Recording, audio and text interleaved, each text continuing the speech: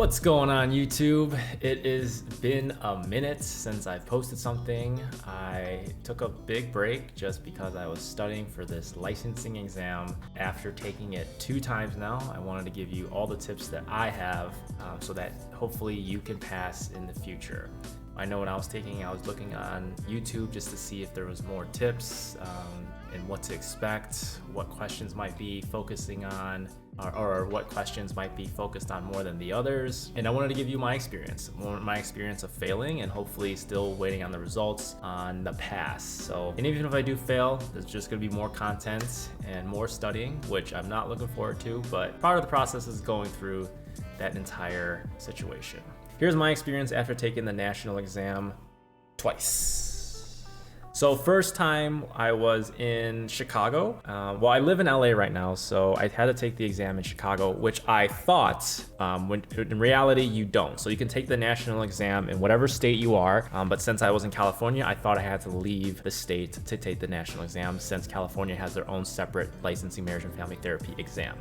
So a noob in that regard. And so I flew in, gave myself a couple days to kind of get adjusted.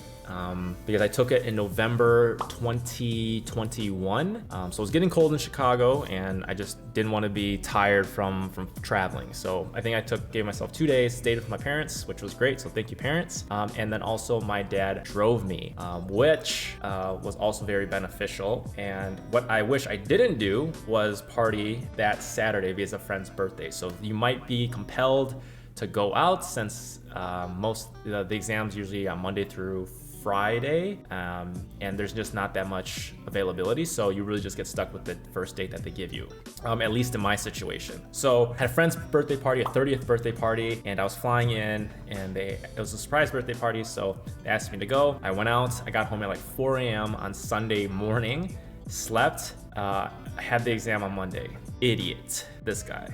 So did not feel good. I didn't brush up the next day. I was really recovering from that, and didn't think it was gonna be super hard. Yeah, just wasn't one of the most disciplined, smart moves I've ever made in my life. So yes, I get there. My dad drives me to the downtown testing center, and I believe there's just one in Chicago, so that was my case, and it was just, one downtown. So yeah, you get in there, you're waiting with other people. I got there, they say get there 30 minutes early. I think both times I've taken it now, you really can go as soon as you need. Like if it's like the appointment's at 10, they tell you to go at 9:30, but as soon as you get there at 9:30, like you're taking the test at like around 9:30-ish.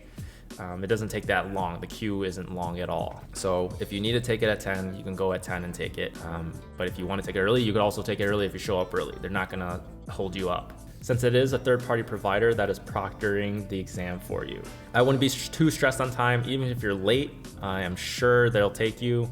You're gonna be there anyways. I don't know how late, but yeah, if you're like 10 minutes late, I'm sure you'll be fine. Actually, disclaimer that I don't know if you'll be fine because that didn't happen to me.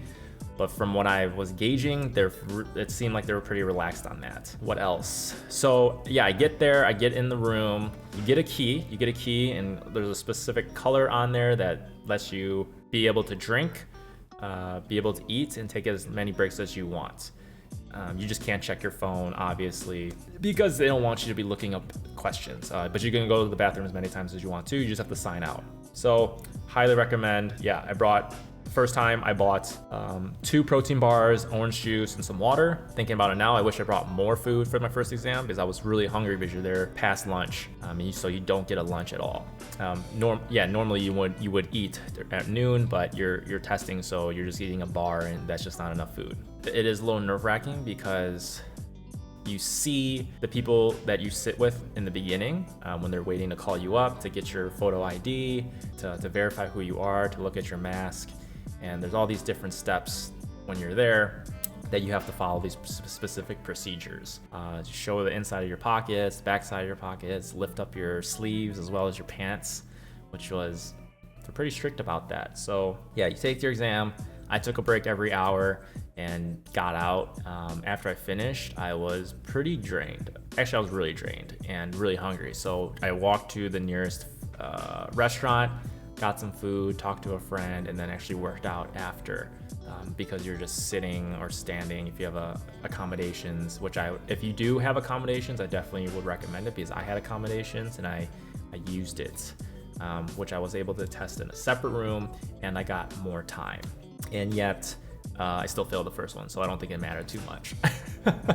And yeah, when you're taking the exam, it just feels like you're constantly failing, because you're like, oh damn, I don't know this one. Let me flag it, go to the next one. You're like, oh damn, I don't know this one either. And just over and over and over again. So you're really demoralized. So it helps for me every hour to reset, to kind of get my mind back into a place where I felt more confident, I felt more prepared, and not self-sabotaging, or any of your cognitive distortions coming up, like you're a failure, you're not good, you're not gonna make it, you're not a good therapist. And I don't think it's an accurate representation of you doing therapy, and you being a good test taker, because I think a big part of it is the strategy behind taking the exam, which I've never been really good at, which I've been improving. So that first time wasn't that bad. Second time, took in a Camarillo, and I drove from Koreatown all the way there. It was about an hour and a half in the morning with traffic, and a little bit different, where this was a little bit more pleasant. They were less strict, I would say, with the masks.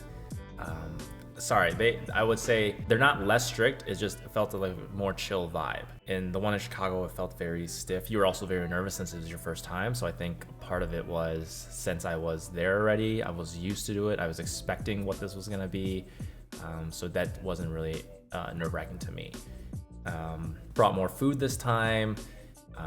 I was more focused. I did not go out for the last 2 months for preparing for this exam. So I took the first one in November, and I took the second exam in February. So if you need to retake the exam, you have to wait until you find out your results. So, and that takes some time to process. So the earliest I was able to get it was the February test dates. So I studied as soon as I found out. I took a little bit of time, and as soon as I started that, I knew that I was able to schedule my exam for February. I locked in. I did not hang out with friends often. On the weekends, I didn't go out. I almost punished myself for failing the first time, and wanted to make sure that I gave it my all the second time, because I was like, I do not want to take this exam again. 180 questions, 4 or 5 hours of your time. I had 5. It took me 5 hours, but I had extra time. I was like, nope, don't want to do this. And even if I do, it's fine. But at the time, I was like, I don't want to do this again, because they start just to like bleed into one another, and you're just like, oh my God, just let me please pass. So second time, felt more confident, I would say, and it still felt like I don't know. And almost you gotta forget it. Forget it after you take it. You will know in about 20 days after you take your exam, and at that point, there's no reason to reminisce. And I would even preface like telling your friends, like, hey, don't ask. Like I would be the first to tell you when I do find out, because you can't give really an answer, and I don't want to think about it. Number one for me was reading the question carefully, as well as all of the other answers. So I think for the first exam, I would read the question and look at if it's like looking from like the end point of like what it's asking, like it's the vignette itself, and then the question of the ask, and then the 4 multiple choice selections. So a lot of the times I got really cocky and was like, oh, I know this one, it's C right away, but I didn't read D. And sometimes D might be the answer, because it's a little bit more detailed in what they're looking for instead of C, because most of the answers are going to be like, they're all right, but which one would you do first, or which one is the most important right now, which is the same thing as which one was first. So I would really encourage you to read A through D, because I definitely caught myself making those mistakes, because doing my mock exams, after rereading it, I chose the answer that could have been right if I would have just read that last option. Or sometimes I catch myself going from like D to A, and not looking at A, or not looking at all the multiple choice tests, all the multiple questions, all the multiple choice answers, and that was frustrating. And as well as another thing was around reading the question fully was right away when they're asking if it's in an individual case, if it's a couple's case, or it's a family case. So that was always in the back of my mind too, was just to figure out who was the question intended for. And all those specific scenarios makes me think about the situation differently. And I really didn't recognize that during my first exam. And then the second exam, I listened to more of the strategies of taking the test than I did the first time, because a big piece of it is the strategy behind it. And they give you the breakdown of the test. So what's the practice of systemic therapy is 24%, there's 43 questions. Domain 2 is assessing, hypothesizing, and diagnosing, 15.5% with 28 questions. Domain 3, designing and conducting treatment, 24.5%, 44 questions. Domain 4, evaluating ongoing process and terminating treatment, 12%, 22 questions. Managing crisis interventions, 10%, 18 questions. And last one, 6, maintaining ethical, legal, and professional standards, 14 questions, or 14%. And domain 6, maintaining ethical, legal, and professional standards, 14% with 25 questions. And that really goes into the second tip of my suggestion, is practicing more time on solving vignettes than the recall questions on the DSM. So if you had a limited amount of time, I'd focus more on what the question's asking and what's the best approach to take, versus let's memorize all the DSM, memorize all of the just recall questions. So there's so much to memorize, and that's the difficult part. And I'd focus more on the questions that are asking specific, or the questions that are a little bit more vague and problem-solving questions. Recall questions is just you know it or you don't know it, and that's the gamble. And I'd just rather focus on taking the exam. And number 3, I think the one that caught me the most off guard when I took the first exam was knowing your genograms. So there was, I would say, at least 8 to 10 questions about genograms. They would give you this a family case, and it would be an entire genogram, probably like a big chunk of paragraph of a vignette and the story, and they would ask probably like 3 to 4 questions on that specific family. So you would have to keep referring back to the genogram to answer these questions, and a lot of the times you just didn't know what the symbols were if you didn't memorize or you didn't practice your genogram. So you're really just guessing at that point. So you do need to know your genogram, something that I was, after taking the second exam, I was way more prepared for it. And I had I had a lot of trouble dealing with a lot of the Bowen questions. There was most of the genograms was, at least the first question was about Bowen. And as soon as I saw like differentiation, I chose that one. But knowing that a little bit more, those were the ones that were tricky to me. Something to consider. But yes, you do need to know your genograms on this exam. First exam and second exam had a big chunk, not a big chunk, just 8 to 10 questions about genograms. So know your genograms, know the line, what that line means, what all the symbols mean, because they were tricky. And tip number 4 is test day preparedness. I took my first exam in Chicago. My dad actually drove me because I knew parking was going to be a really big pain downtown. So that was really good. The less stress, the better. The test facility is very cold, so prepare to bundle up. And I wish I brought a heavier sweater the second time, because it was very cold even in the California testing center. And it was about an hour away in Camarillo, near Oxnard. Yeah, so about an hour, so prepare for the traffic. First time go around, I didn't pack enough food. Second time, I was like, I don't care, it might be embarrassing, but I packed an entire sandwich.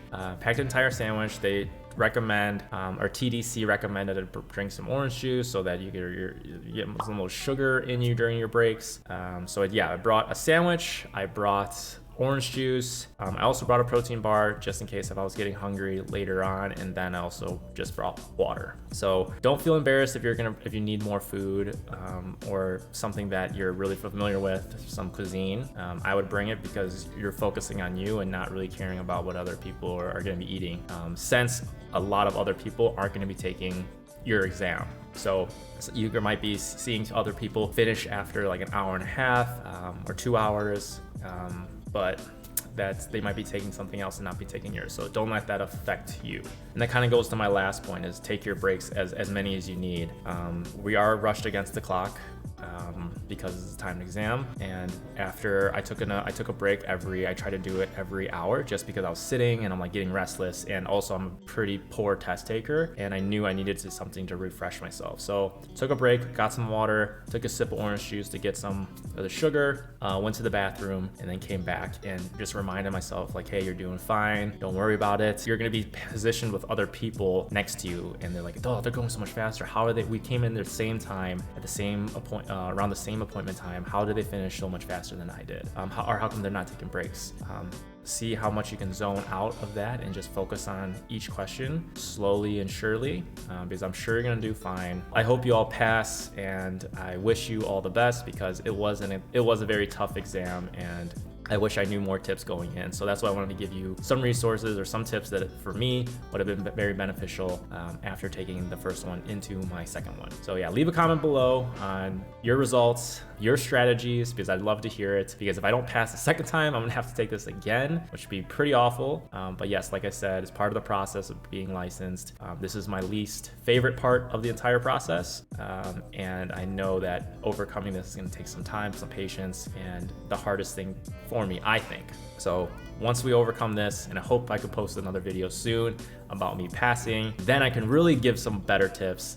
Because right now this is what I learned from the first one into the second one without knowing my results. So hope you have a great day. I'll try to be posting more consistently, and we will see how things go. And yeah, in my new apartment, you might notice why I have a blanket on my TV is because of the light that was reflecting, and I didn't like the look. So maybe this looks a little bit better. We'll see. But yes, I will catch you on the next one. Peace.